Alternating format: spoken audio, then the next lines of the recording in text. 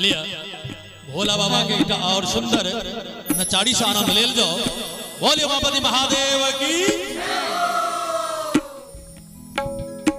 अही पार भोला बाबा डमरू बजाबै छथिन, डमरू बजाबै छथिन, ओही पार गौरी नहा।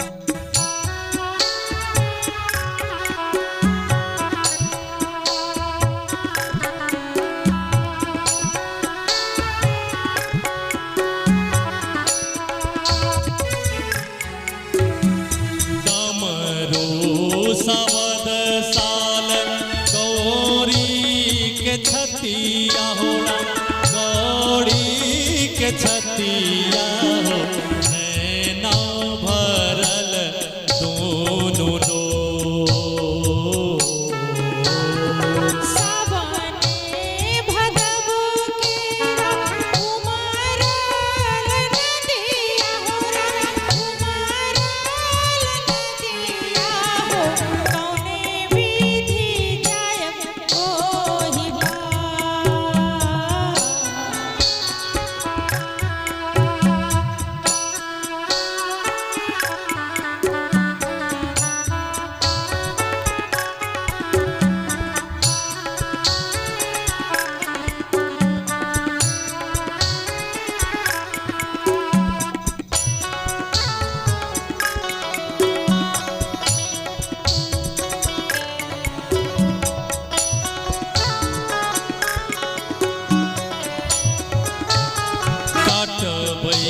में सांवर सिकिया मेरा बाबा नहीं बहोरा, मेरा बाबा नहीं बहो, कहीं चढ़ी उतरब पार।